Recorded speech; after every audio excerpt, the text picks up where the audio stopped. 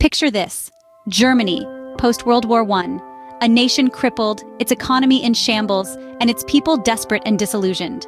This was a time of profound struggle, where the very fabric of society was tested, and the darkest corners of the human soul were laid bare. In the midst of this chaos, a macabre narrative was unfolding, one that would send a chilling shiver down the spine of history. In such times, the unimaginable can become the reality. In 1924, a quaint German town was the stage for a horror story that would shake the nation.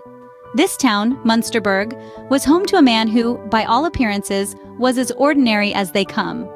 His name was Carl Denker, a skilled butcher known for his quality meats and quiet demeanor. But beneath this unassuming exterior lurked a deeply disturbing secret. Behind closed doors, Denker was living a shocking double life. His trade was not just in pork and beef, but also in the most unthinkable of commodities, human flesh.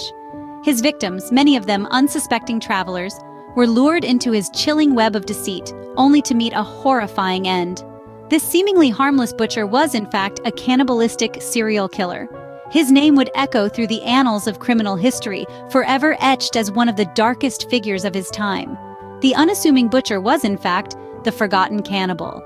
But how did this seemingly ordinary man's shocking secret come to light?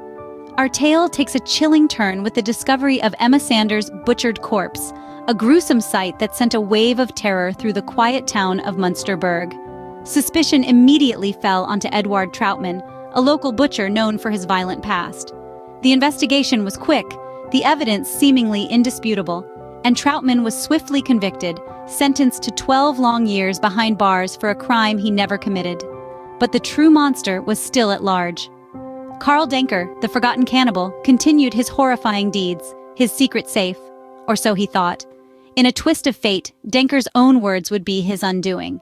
After his death, a collection of notes was discovered, a macabre diary detailing his gruesome exploits.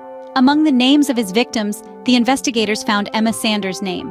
This shocking revelation led to Troutman's release, but it also unveiled the horrifying truth about the man they had once considered harmless. Denker's notes painted a terrifying picture of his atrocities, exposing his crimes against over 30 unsuspecting souls. The horrifying details of his double life shook the very foundations of Munsterburg, shattering the illusion of safety within their close-knit community. Denker's horrifying secret was out, but the worst was yet to be revealed. As investigators delved deeper into Denker's life, they uncovered the full extent of his monstrous deeds. This butcher, who had once been a trusted member of the community, had a modus operandi that was as cunning as it was brutal. His victims were predominantly travelers, drawn into his web of deception by the promise of hospitality. Little did they know that their host was a predator, his home a trap. Once inside, they met a fate too horrifying to imagine, their lives brutally ended by the man they had trusted. But Denker's depravity didn't stop at murder. In a chilling twist, he sold the flesh of his victims as pork in his butcher shop. The townsfolk, unknowingly, were consuming the remains of the very travelers they had once welcomed into their community. As if this wasn't horrific enough, Denker used the skin of his victims for everyday items. The thought of such a gruesome reality sent shivers down the spines of those who discovered the truth. The man they had known, the butcher they had trusted, was a monster. The town was left reeling at the horrors that had been committed in their midst. Their trust in their neighbors, their sense of safety, irreparably shattered. The dark depths of Denker's deeds served as a chilling reminder of the evil that can lurk behind the most ordinary of faces.